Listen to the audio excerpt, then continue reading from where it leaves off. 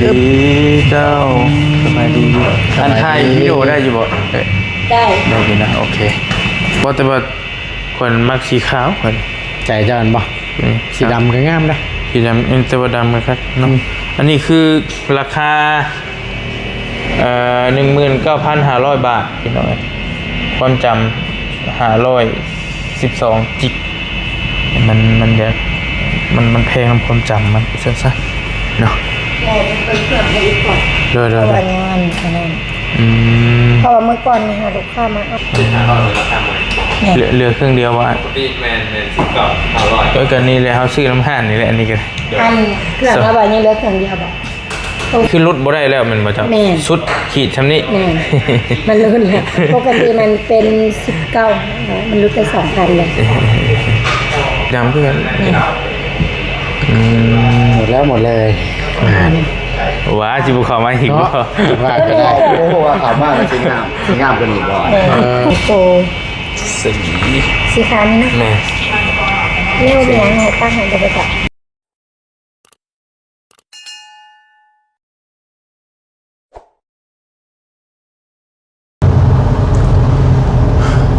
สวรรณเขตสวรรค์นายมมีหยังนายมคือใช่เหรอเมืองนายมบอกหรือว่าอะไรนี่เนาะมีหยังเหตุนายมนายมนายมเนี่ยเอาไปหูบอกนี่แล้วพี่น้องเด้อก็สิบไกลแล้ววะเนาะจังว่า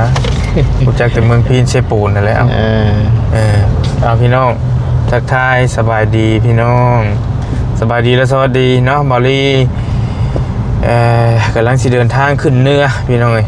กับเบาตูนหรือว่าประธานป้องชั้นแนวของเขานี่แหละโดยแต่ว่าขึ้นเนื้อเดี๋ยวใจเย็นเห็นรถ เห็นอ่านขายรถกำลังสิขึ้นเนื้อแต่ว่าลงใต้ก่อนนะพี่น้องเนาะลงมาอย่างพี่น้องบอลลี่ลงมาเบิ่งโทรศัพท์ไปให้คนใดคนหนึ่งว่าสั้นซะพี่น้องเนาะเป็นโทรศัพท์ที่แพงที่สุดที่บอลลี่เคยซื้อมาพี่น้องที่ซื้อไปเซอร์ไพรส์คนใดคนหนึ่งเนาะเดี๋ยวฝากติดตามน้ำกันพี่น้องให้เจ้าทายได้ประตูนเด้อโดยกระชิบเนี่ยบ่ได้บ่เคยไปน้ำกันเนาะกระชิบกันนี้เห็นว่าสิซื้อกำลังสิไปเบิ่งกับประธานป้องอ่ะพี่น้องเนาะโดยให้พี่น้องรอรุ่นรอชมน้ำกันใช่มันไผได้น้อยเนาะแต่จังหวะนี่แหละบอกมันกับบอนั่นแหละใส่คือเก่าห่อแหละใส่มุกเดิมมันแหละรุ่นนะพี่น้องเนาะเบิ่งน้ำกันไปเฉลยเชฟโปนพูดแหละสิเฉลยมื้อนี้ทันหรือบ่หรือว่าจะใดพี่น้องเนาะไปไว้นี่บ่นี่ก็จังหวะนี่แล้วนี่ว่าโอเคมันขึ้นไปทันก็ใส่ทุกเลยไอ้ว่าแล้วนี่เนาะไปเด้บาทนี่ไปซื้อโทรศัพท์แต่ว่าจะไปซื้อโทรศัพท์มือสองเลยพี่น้องมือสองแต่ว่าเอาแบบมันดีๆแน่ฮะนะทอที่ซื้อมือหนึ่งคือเจ้าไปเซอร์ไพรส์เบาเตียงเนี่ยมันคือว่ามันโพดโอ้เครื่องล้านบ่ได้นั่นน่ะมันคือสิเพลงโพดนะโดยแต่นี่ก็ประมาณสัก10,000 กว่าบาทไป10,000 กว่าบาทเกือบ20,000นี่แหละบ่ผิดข่อยก็ได้เครื่องล้านว่าซั่นเครื่องแสนเพิ่งกินนักไปมื้อหน้าติเครื่องล้านว่าซั่นนักในไปเลยบ่ละเครื่องล้านสิเอาโทรศัพท์แบบของบอลลี่นี่แหละรุ่นบอลลี่ถ่ายคลิปอยู่เดี๋ยวนี้ S23 Ultra พี่น้องมันสเปคมันสูงเนาะแล้วก็มันกล่องมันงามนะเลนส์เนี่ยยังก็ลื่นไหลถือว่าเป็นตัวท็อปสุดในบรรดา Samsung แต่ว่าตอนนี้มันออกมาใหม่แล้ว S24 S25 คือบอตูนซื้อไปสะพายบอเตียงนะโดยมันอยู่25ตอนนี้25มันก็ครึ่งแสนที่บ้านเฮาบ่เลยเท่าไรก็จะซื้อจักล้านก็โอ้38 ล้านเงินแต่เป็นเงินบาทก็50,000ไปเลยแพงพี่น้องแต่ว่าแพงมันก็ชมราคานั่นแหละราคาเพราะว่าถ้าเหตุงานคือเฮานี่มันต้องใช้แหละพี่น้องมันต้องใช้แล้วกล้องมันจำเป็นแล้วน่ะสำหรับกล้อง มาเบิ่งก่อนมู้เป็นเชถ่ายคลิปหรือบ่แล้วนี่ก็ได้เบิ่งก่อนเด้อเบิ่งเลยแล้วบ่จักนี่ แต่ว่า ป ดิ ระตูเด้ออย่าเลยนะเด้อ่านสวรรค์โฟนที่ข่อยเคยมาซื้อ นี่นะ แม่นก็2เครื่อง3เครื่องแล้วบ่จักซื้อให้เมียก็อยู่นี่ฮะนี่เพิ่นขายทั้งมื้อ1มื้อ2 บ่เคยจักเทื่ออยู่นี่ บ่เคยบ่ ยังข่อยเข้าชูนเลยก่อนนะ โอ้ดีก็สูงมันก็คือว่าของละเครื่องแสนเฮ้ยมันก็ชื่อว่าโพดนะ ใกล้ตลาดได้เนาะ ตลาดสวรรค์ไส้ ทางเข้าพอดีนะ แม่พี่น้องเอ้ยป่ะลงไปเบิ่งก่อนพี่น้องเอ้ย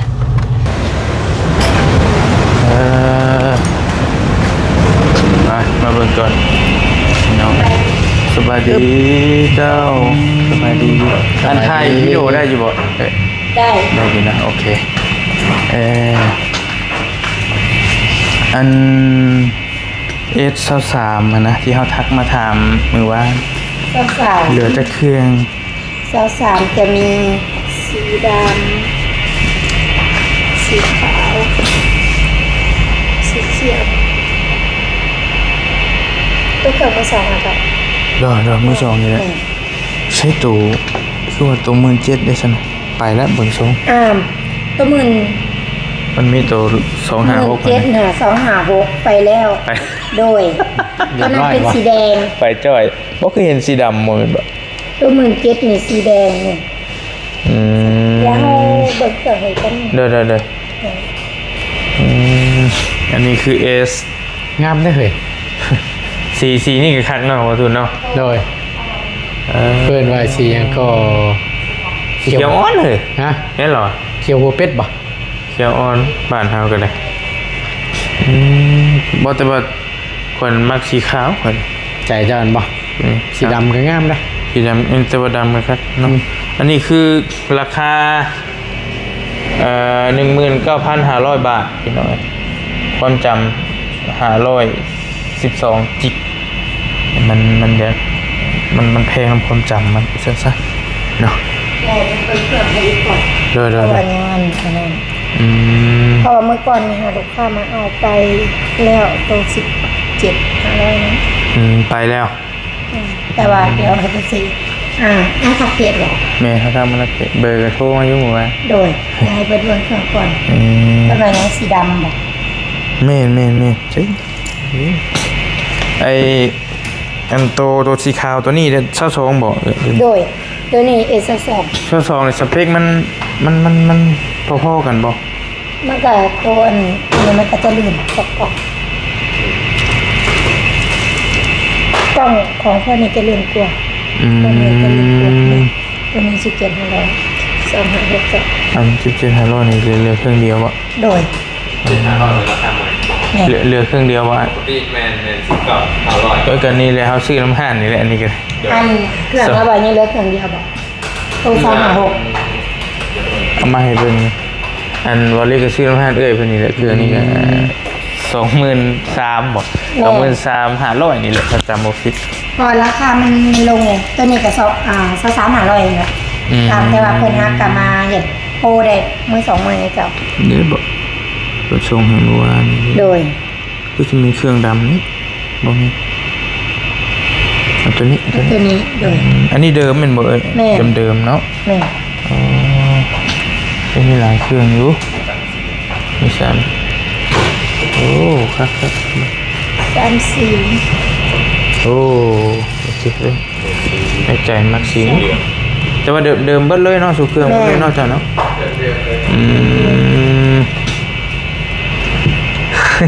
งาม บ่ เล เป็ ย น เนาะ บ่เป็นเจ้าแล้วเจ้าจะเอาชีได้นี่เบาทัก ข่อยป่ะ แม่นส่วนโตมักส่วนโตนะอุตสาหเครื่องงามมีแต่เครื่องงาม เดือกไปใจก็เจ็บเลยมันงามเบิ่นน่ากว่ามัน ๆเลือกไปใจกันเจ็บโอ้ยเนาะ เอ้าฮอลีนี่มีแต่เครื่องงามกว่าสิว่านะในส่วนตัวบ่ลี ส่วนตัวเองนะ มาจิจับมันก็ได้มา สิว่าจังได๋เนาะสีนี่ก็คักคือ เลือกก่อนนะ งามอยู่สีดำว่าน่ะมักสีนี่ มักน้ำติ แม่น สบายดีเด้อ สบาย พี่น้อง ดีสบายดีกล่องเป็นงามพี่น้องเนาะ เครื่องเริ่มๆนี่เนาะเนาะ เดิมแต่เป็นมือซอง นี่ตัวนี้ ก็บ่มีปัญหาข่อยซื้อน้ำห้างแล้วก็รายเดือนได้ใช้ปกติ 17,500 แม่นเพราะว่าตัวนี้ราคาปรับลงเลย อันนี้คือลดบ่ได้แล้วแมันบ่จ๊ะ แม่น สุดขีดซำนี้ แม่น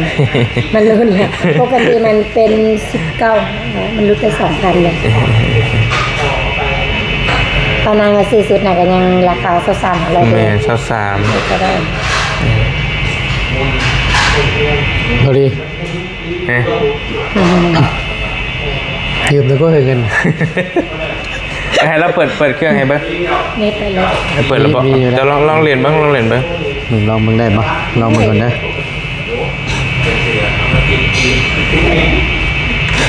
แต่ส่วนตัวหามักสีขาว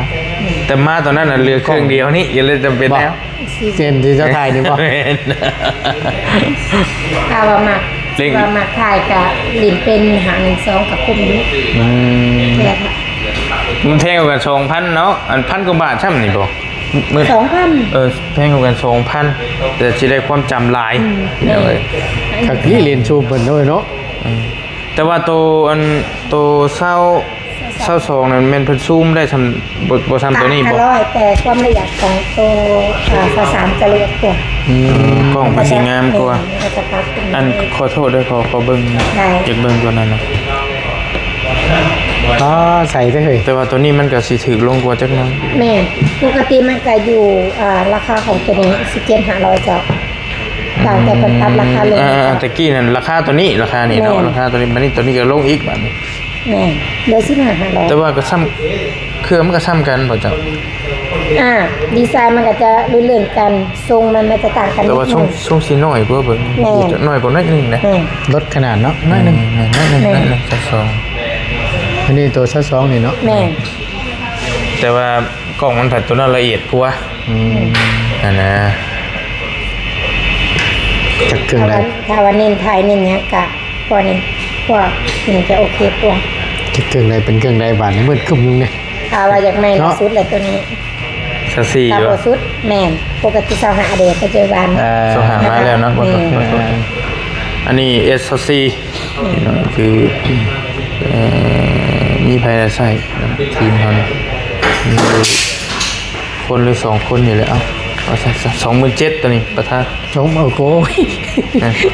ชม ราคา ชม17,000โลดิ ลดลงเลย บอกว่าแต่ว่านี่มัน23นี่ก็โอเคแล้ว โอเคแล้วสำนัน กล้องมันเก่าโอ้ยจำผิดทายเด้ เนี่ย30ไซส์แล้ว เนาะ เอาบ่ เดี๋ยวนี้ปะ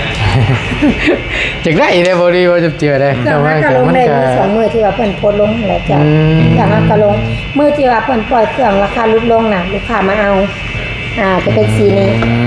เขาสีแดงกันบ่ แม่นแต่ว่าเพิ่นเอา256 โอ้ เพิ่นเอา256 เด้อ มันเป็นเงินกีบมันก็คืออยู่ประมาณ12ปลายเด้12ตารางเนี่ย ผ่อนได้อยู่เว้ย ผ่อนจะปีบริษัท จะผ่อนผ่านบริษัทอีกบริษัทหนึ่ง แต่ว่าได้แม่นบ่ ไม่แต่เขาไปพัวพันกับบริษัทแม่ มันยากกว่าอีก แม่แต่ว่าเพิ่นก็จะให้มีเอกสารแม่ตามขั้นตอนเพิ่น อ๋อ ตัวนี้ วุ่นวายไปอีกเนาะ ตัวนี้19,500ตัวนี้เนาะ โดยจะได้ความจำหัน2นี่ แต่ว่าเรื่องเครื่องงามคือหยังกับไล่เลี่ยกันแต่ว่าแก้ว่าต่างความจำบ่ได้สิติ แม่นเครื่องใหม่เครื่องเดิมคือเก่าเหมือนตัวนี้นี่ตัวนี้มี3สี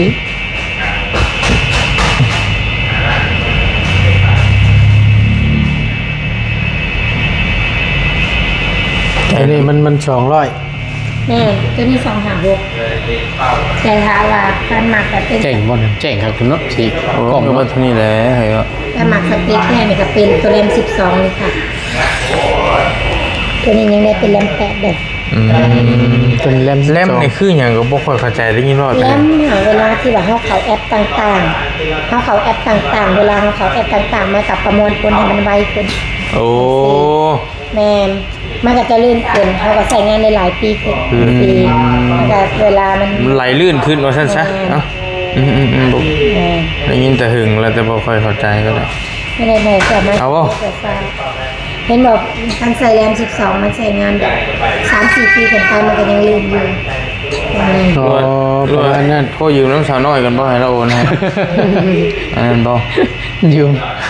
เอาได้เลย เจ้าก็ยังบ่ได้มีเลยว่าตอนนี้เป็นยังไง บ่ได้บ่มีคอยใช้อยู่มีแต่หาซีฮะซัมซุง ผลิตเป็นแบบหมักถ่ายวิดีโอแมนหมักถ่ายวิดีโอหมักไอทีแบบนั้นผลิตเป็นพวกตระกูลเอ็ดคุม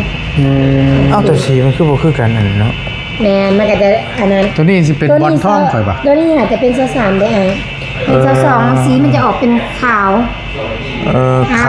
ขาวไปเลย แม่มันจะเป็นแบบคำตัวนี้มันจะออกแบบขาวแบบ ไข่กับไข่นะ แมนครับผมมันก็จะเป็นโทนสีอันนี้สีมันจะออกโทนอันนั้น น้องมาเจ้าบัด ค่อยๆเบิ่งน้องมาเจ้าก่อนบัดนี้เบิ่งเลือกจากสี คักอยู่ได้เหยโทเนาะ งามอีกได้ฮะ มาอีกได้ไอ้ ไอ้ตัวช้องตัวนี้ แม่เป็นสองมี3สีอันนี้สาม ต้นซากับสีดำเพื่อน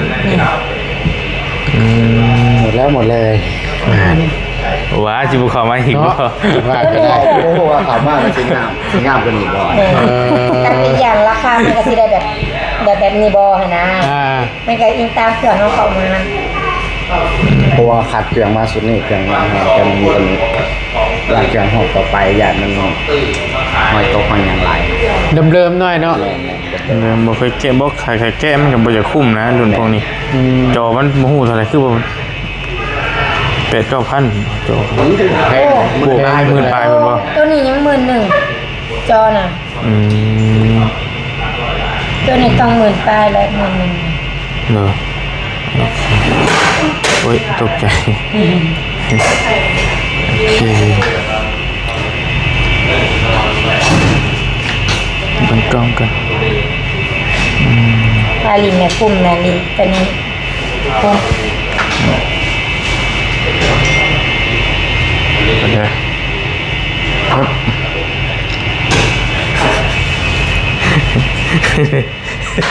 จ้ะเป็นพีเป็นคนดีเนาะเฮ้ยตั้งแน่นี่ จอนี่ยังไม่กระตัน เอ้ยคักเลย เจ๋งคักเลย ได้ไกลอีกไกลเข้าคนนี้ โอเคพี่น้องเอาสีขาวนี่แหละมักสีขาวก่อนนะ มักสีขาวว่าส่วนตัว มักส่วนตัวแล้วมักสีขาวนี่ สีขาวก็งับงับเหมือนกัน งานเป็นคนละแบบ คือสะอาดดีนะใช่แต่ว่ามันสีบขาวสู่S22แต่มันสีขาวแบบมืดๆหน่อยนึงสีอ่ำๆหน่อยนึง สีครีมนั่นเนาะ แม่ยังออกครีมขาวครีมซะแต่ว่าก็เครื่องงามพี่น้องบ่แทบจะบ่มีห้อยเลยเขาท่าอยู่เอาเครื่องนี้เลยตัวนี้แหละ เอาโต256นะครับ แม่นเปิดมาสีมันคือตัวเปเปอร์จอหลักบอลเครื่องบอลตัวเอา ถึงว่า เซตซิ่งเปเปอร์เหมือนฟัน เบิ่งครับ งาคล้ายเข่ากันพอดี มีแต่เชื่อมไวไฟเขาเนี่ยอยากลองเบิ่ง มีเคสมีอย่างแถมไหนกัน แถมไม่ป้อมบ่ ตัวชาย 3มาแล้วเคส3มาแล้ว เป็นโซ่สาม 3ไหนบ่แม่น4ไหนนี่3 ใส่กันบ่ได้บ่ บ่ บ่ถึง มัน แล้ว จะบ่หุ่มหน้าจอ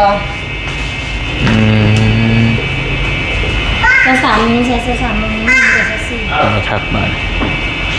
ถ้าเบิ่งนะไปคลิกว่าแล้วหลงสั่ง เอาไปเลยราคามันลงมาเหลือ ด้วยให้น้ำหนึ่ง เดี๋ยว คือว่าตื่นอีก2,000ลิงอีก2นะ อันนี้ก็ มาเล่นพิซซ่า เอาไปเลยนั่นอยู่ดีอะไรให้มาเอาครับเดี๋ยวมาห่อละ เป็นไง บ่มีบ่ไอ้ เขียนกระตุกเขาแบบสั่งเครื่อง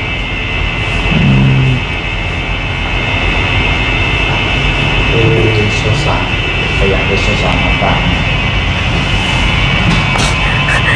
เอาหรือเปล่าจบดีเลย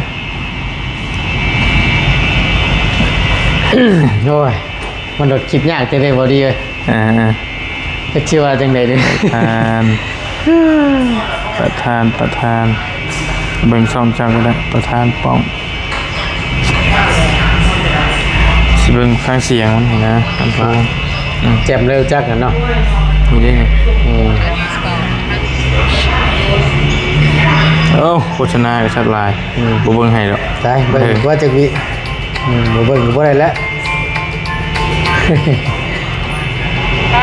Happy birthday to you Happy birthday to you Happy birthday Happy birthday Happy birthday to you เอาอัดโอเค ได้เนาะ แล้วก็ถึงแล้วโอเคใส่อันนั้นให้เลย โอ้โห สี